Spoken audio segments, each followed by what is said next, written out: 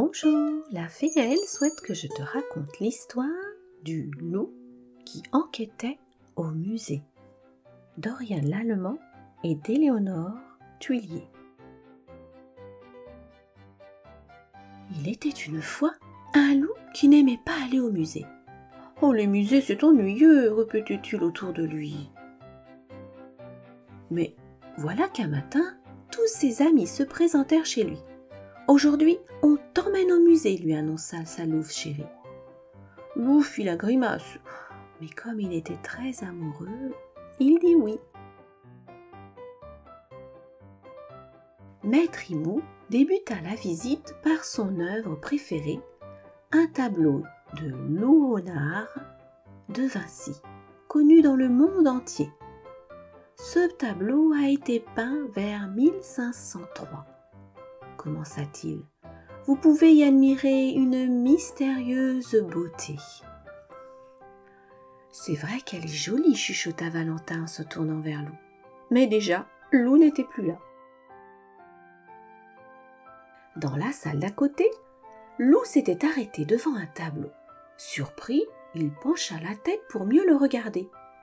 Est-ce qu'il voyait mal ou bien est-ce que cette toile était vraiment spéciale ? Un petit rat éclata de rire près de lui. C'est un portrait peint par Pablo Picasso. Allez, ne fais pas cette tête-là et suis-moi. Aussi vrai que je suis Barnabé, gardien de ce musée, nous allons trouver une œuvre d'art qui te plaira. Joyeusement, Barnabé entraîna Loup dans la pièce suivante. Voici notre collection de sculptures. Certaines ont plus de 1000 ans, d'autres à peine 20. Magnifique, s'exclama Loup en se hissant sur le dos d'un superbe animal blanc. Hé, veux-tu descendre de là ? Le gronda Barnabé. C'est fragile, une œuvre d'art. À cet instant précis, une sirène se déclencha. Bip ! C'est la grande alarme du musée, s'inquiéta Barnabé. Je dois filer. Quelque chose est arrivé. Loup essaya de rattraper Barnabé. Mais ce musée était un vrai labyrinthe. Découragé, il s'arrêta dans une pièce étonnante. Sur le mur, une inscription disait « Réveillez l'artiste qui dort en vous ». Loup s'approcha pour observer de plus près un paysage enneigé. Il connaissait cet endroit. N'était-ce pas les montagnes de l'Himalaya ? « Au voleur ! Au voleur !» entendit-il alors crier. C'était la voix de Barnabé. Guidé par les cris, Loup retrouva enfin le petit rat. Il était dans tous ses états. Notre masque tibétain a disparu. Il est unique au monde. C'est une catastrophe. Restons calmes, fit Loup en regardant autour de lui. Le voleur n'est peut-être pas loin. Ne serait-ce pas des traces ici ? En suivant les empreintes, Loup et Barnabé pénétrèrent dans une immense galerie. Impressionné, Loup s'arrêta devant une drôle de bête.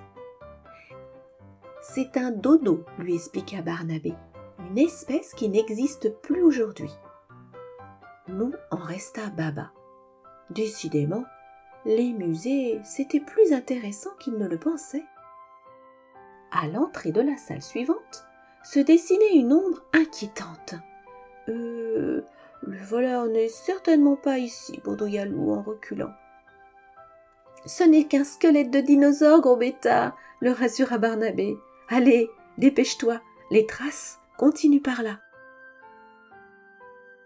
Loup s'avança prudemment entre les dinosaures. C'est alors qu'il aperçut quelque chose sur le sol. C'était un petit nœud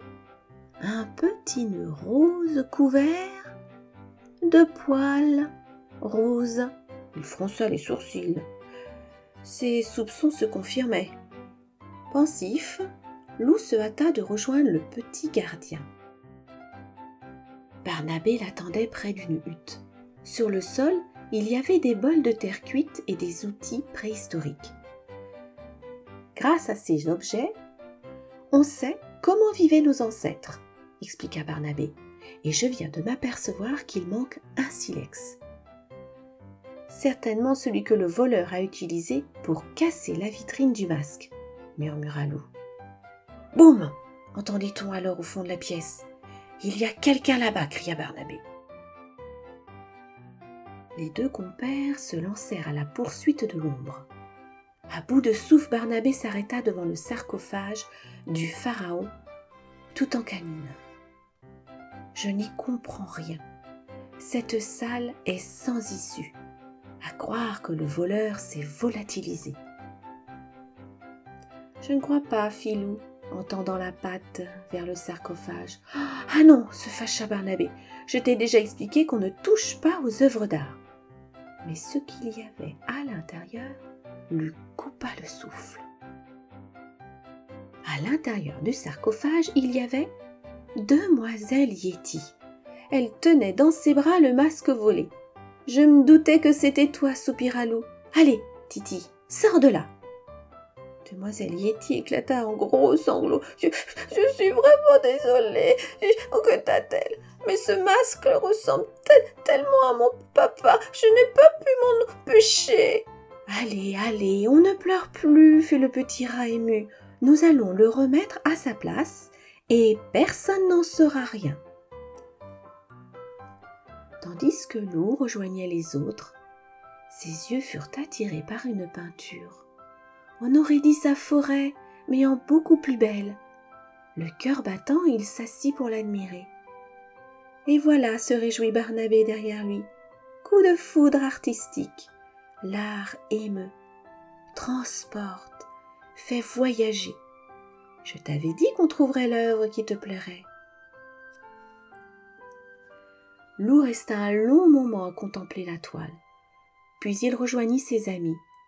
Ils étaient toujours devant les peintures à écouter Maître Hibou. « Ah, te voilà, Lou !» gronda le vieux hibou. « Et moi qui croyais que tu allais faire un effort pour apprécier le musée. » À peine arrivé, tu disparais. « Où étais-tu passé ?» demanda Louvalou à la sortie du musée. « J'ai grimpé sur un ours blanc, rencontré un dodo, échappé à un terrible dinosaure, résolu une énigme, et je me suis promené dans une forêt merveilleuse, répondit Lou. Vous aviez raison, les amis. Les musées, c'est passionnant. On y retourne quand? Mon histoire est terminée. Merci la fée Gaëlle pour ce beau choix. Et à très vite pour de nouvelles histoires avec la fée Gaëlle. Namasté.